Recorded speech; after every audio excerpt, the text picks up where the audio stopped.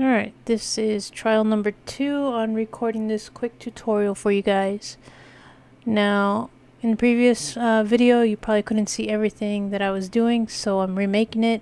I'm still leaving that other video up because if I get views, I get views, and I need as many views as possible. So, like, subscribe, watch all my videos, turn them on and walk away. I don't really mind. Anyways, in this tutorial, what we're going to do is inside Silhouette Studio, we're going to create a friendlier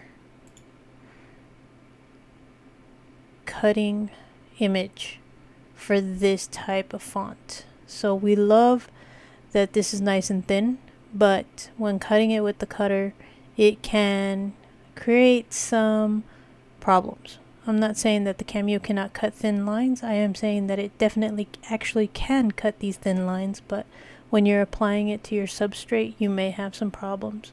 You also may have some wrinkling and maybe some unsticking of the adhesive vinyl onto like a cup or a substrate like a window. So we try not to do things too thin if we're going to cut vinyl, which is what I usually do.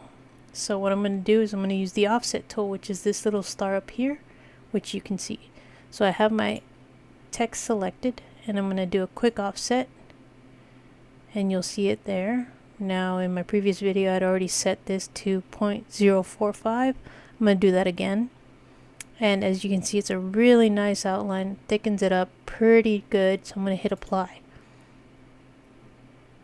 Then I'm going to go ahead and move this guy around. I'm going to select this guy. Actually, I'm going to select all of them. I'm going to right click and make compound path. Then I'm going to go ahead and give it a color. Let's make it navy.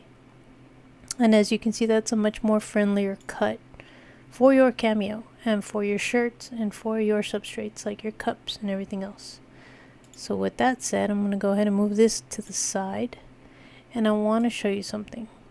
So here you don't see the cutting boundary, but what I like to do is at least keep one square from this grid on the top and one square from this grid on the side as my cutting boundary, and that is just to allow yourself some human error when placing the mat on the cutter and some human error when you don't line up the vinyl on the mat perfectly. So instead of wasting all that vinyl after you've cut it and a little bit is missing, you know, just give yourself some extra cushion to go ahead and keep it within that range. The other thing is that you can also go here and press Ctrl D to go ahead and duplicate it. You can also do a right click and duplicate.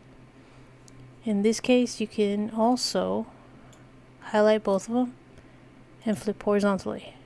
Now, what I like to do in cases like this is I'll take that top one and I will turn it right here using the transform tool, 90 and 90 again.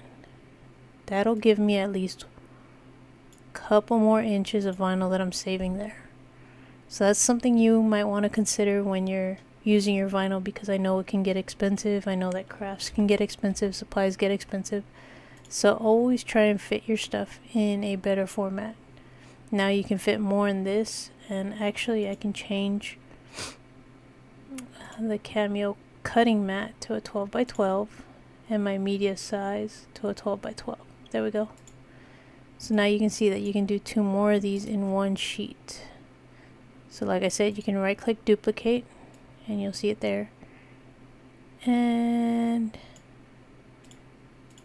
you'll get a better understanding that you can't fit 4, but we can always nudge everything. And what I'm doing is just the up arrow. You'll probably hear me tapping it on my